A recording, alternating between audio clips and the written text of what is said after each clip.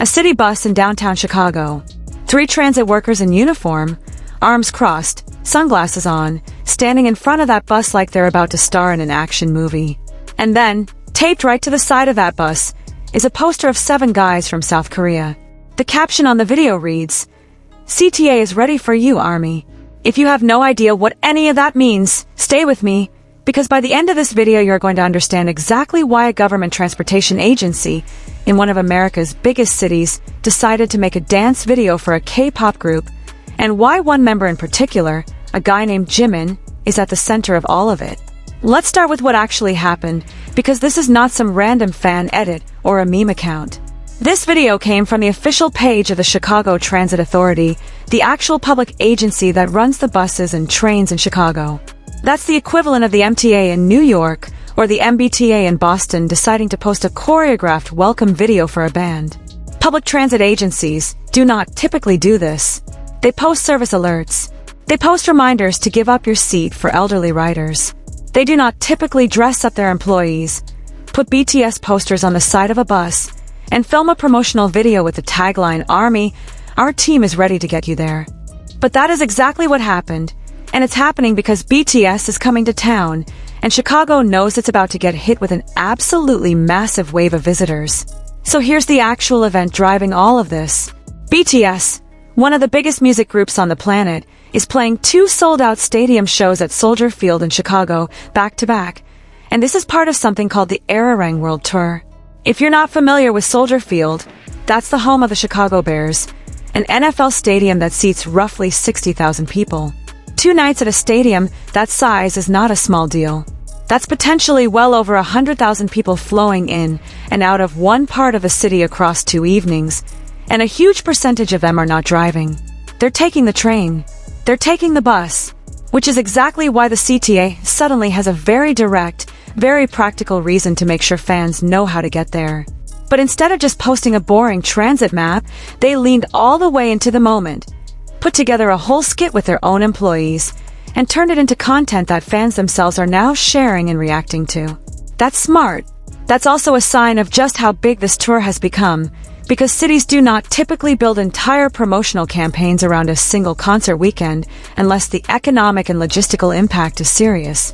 Now, if you're new to all of this and you're sitting there wondering who these 7 guys even are, let me give you the fast version. BTS is a South Korean group, 7 members, and they are, by almost any measurement you want to use, one of the most successful music acts of the last decade anywhere in the world. Sold out stadiums across multiple continents, Billboard chart records, a fan base called ARMY that is famous for being organized, loyal, and honestly a little terrifying in the best way when it comes to supporting the group. And within that group of 7, one member has developed this reputation, especially over the last couple of years, of being an extremely magnetic, extremely talked about presence, both on stage and off. That member is Jimin. And if you've been anywhere near entertainment news over the past year, you've probably seen his name pop up in places that have nothing to do with typical K-pop coverage. Fashion week appearances, auction houses, mainstream late-night interviews, brand campaigns with major global companies.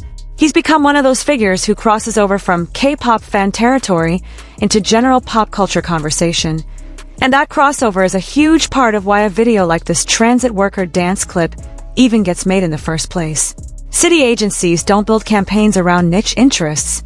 They build them around things that are about to visibly and measurably impact their streets, their trains, and their bottom line. And speaking of impact, let's talk about just how hard it was to get into these Chicago shows, because this is where the story gets genuinely wild. Tickets for both nights at Soldier Field went on general sale back in January, and within an extremely short window, they were functionally gone. We're talking about a situation where, according to reporting closer to the event, less than 1% of tickets remained available through resale platforms as showtime approached. Think about that. A 60,000 capacity stadium, times 2 nights, and almost nothing left on the secondary market. For context, Chicago ended up being the only stop in the entire Midwest region on this tour's North American leg. No other nearby city got a date. So fans from Michigan, from Wisconsin, from Missouri, from Minnesota, from Indiana, They all funneled toward this one city because it was their only realistic regional option.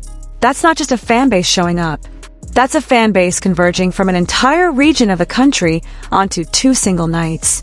And because demand outpaced supply so dramatically, resale prices went up accordingly.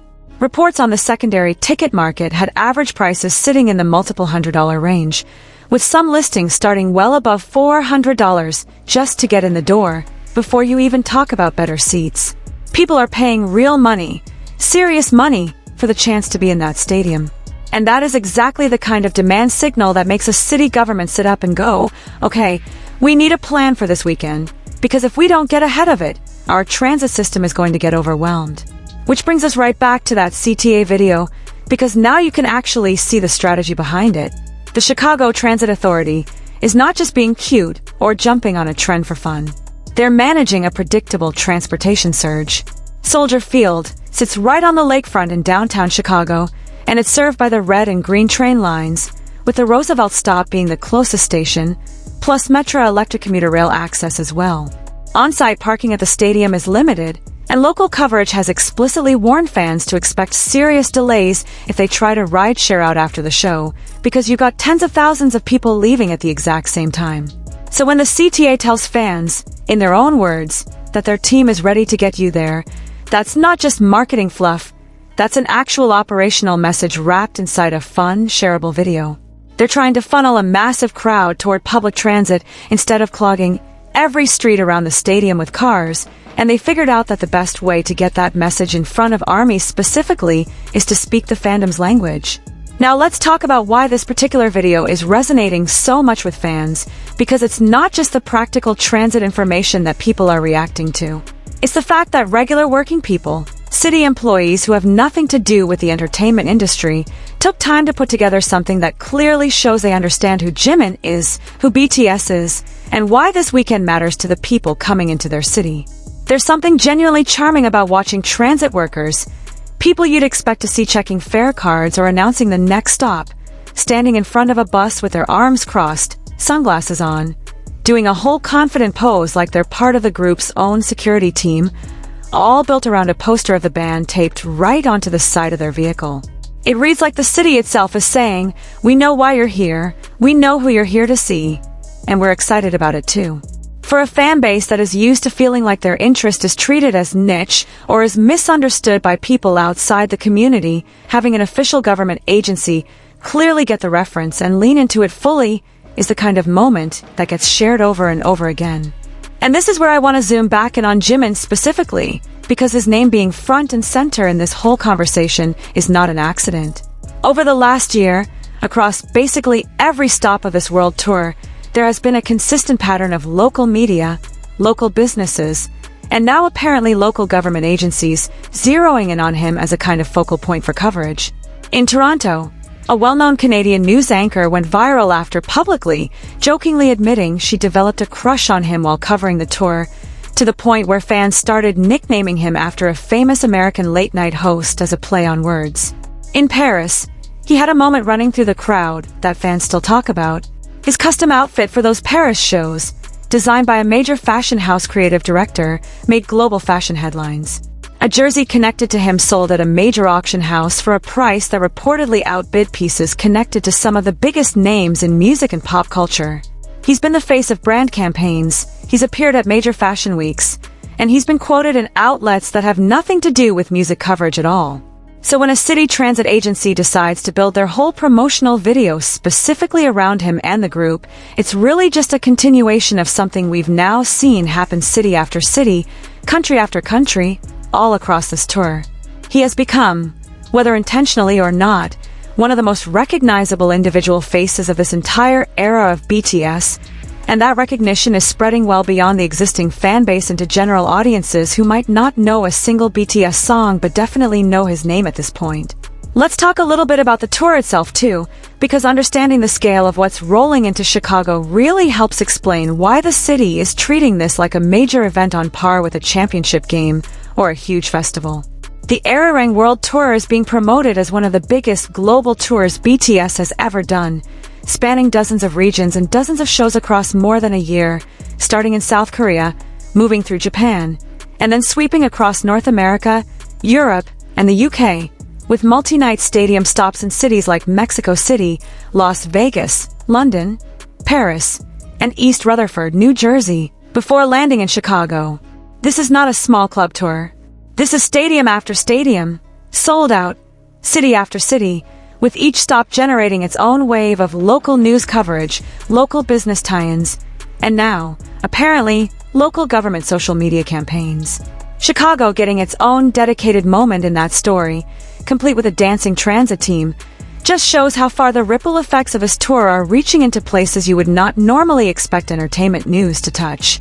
Now, if you're watching this because you're actually planning to be there yourself, let me give you some quick practical information that lines up with everything the CTA was trying to communicate in that video. The shows are happening on back-to-back nights, both starting in the evening at Soldier Field, which is located right along the lakefront. If you're coming from anywhere in the city or the surrounding suburbs, public transit really is your best move, specifically the red and green train lines to the Roosevelt stop or the Metro Electric line if you're commuting in from further out. Doors typically open somewhere between 90 minutes and 2 hours before showtime for a stadium show of this size, so if you want a comfortable entry without a huge rush, getting there early is smart. And based on everything reported about post-show traffic, if you're planning to rideshare out afterward, just mentally prepare for a wait, because tens of thousands of people leaving the same lakefront area at the same time is going to create serious congestion no matter what. The CTA video is basically their way of telling you, up front, that trains and buses are going to be your smoothest option, and honestly, that's solid advice regardless of how big a fan you are. What I find genuinely fascinating about this whole story, beyond just the concert itself, is what it says about where K-pop, and BTS specifically, currently sits in mainstream American culture. A few years ago, the idea of a city's official transportation department creating branded content specifically for a K-pop fandom would have seemed almost unthinkable. K-pop coverage in Western media used to live almost entirely inside dedicated fan spaces. Now you've got city agencies, professional sports venues, major fashion houses, auction houses, and mainstream broadcast anchors all folding BTS, and Jimin specifically, into their own content and their own institutional messaging, not because they're trying to appeal to a tiny niche audience, but because the numbers and the cultural relevance have simply gotten too large to ignore.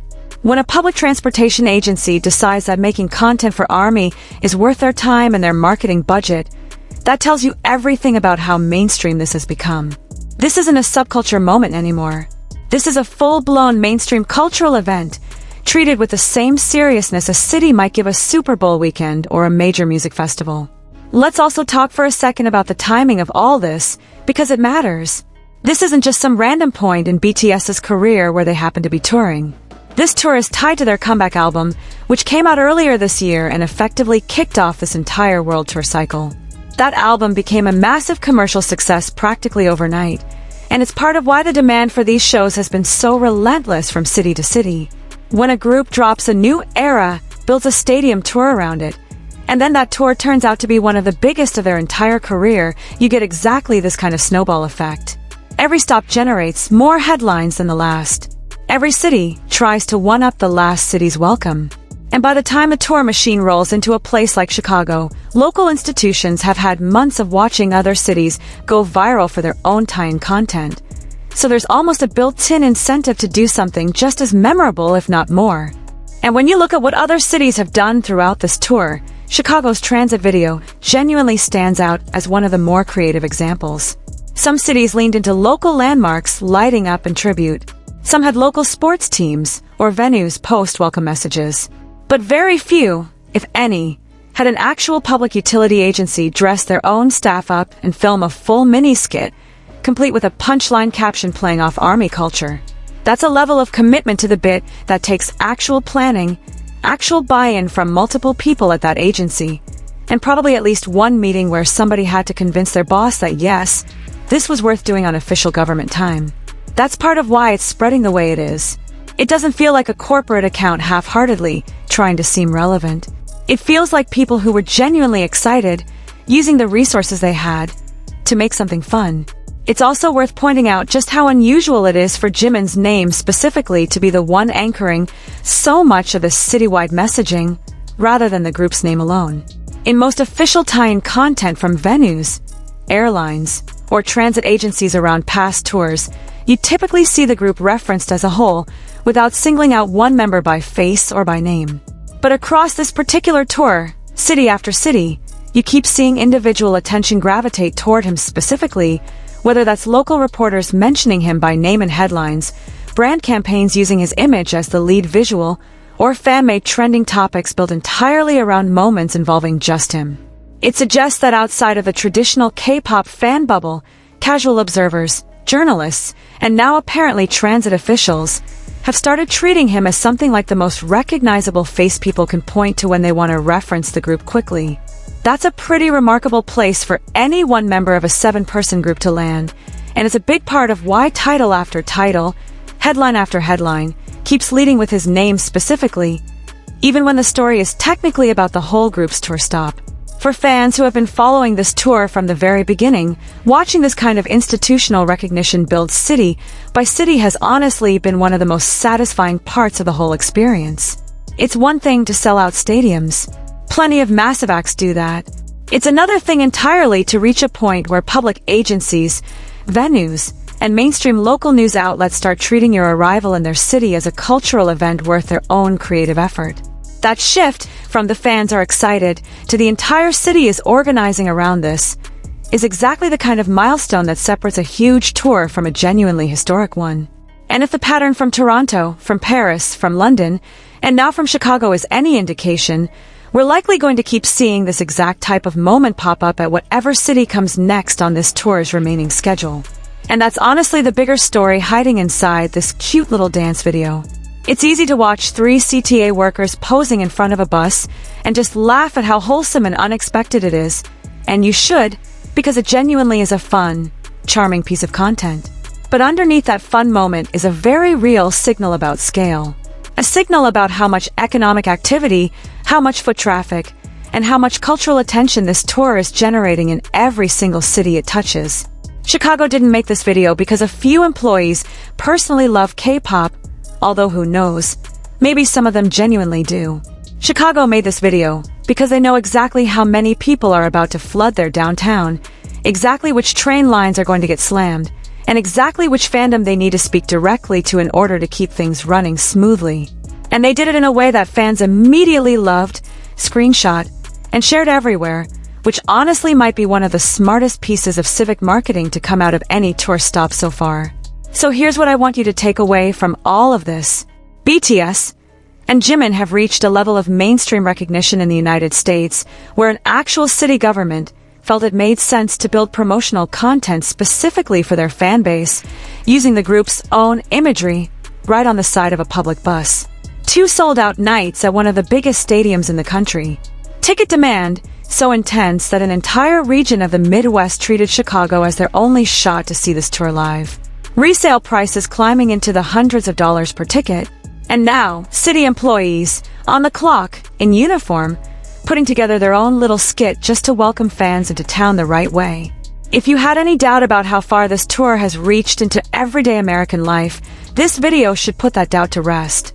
If you enjoyed getting the full story behind this video, make sure you're subscribed, because we're covering every single stop of this tour as it rolls through the country, and there is a lot more coming, especially with Chicago's shows happening right now.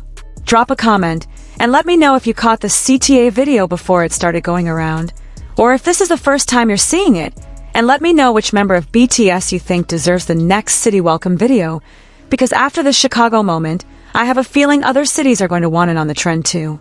Hit that like button if you want to see more breakdowns like this one, and stick around, because the Chicago weekend is far from over, and if these first 2 nights are any indication of the kind of energy this tour keeps generating city after city, there is a very good chance we haven't seen the last surprising piece of content to come out of the stop.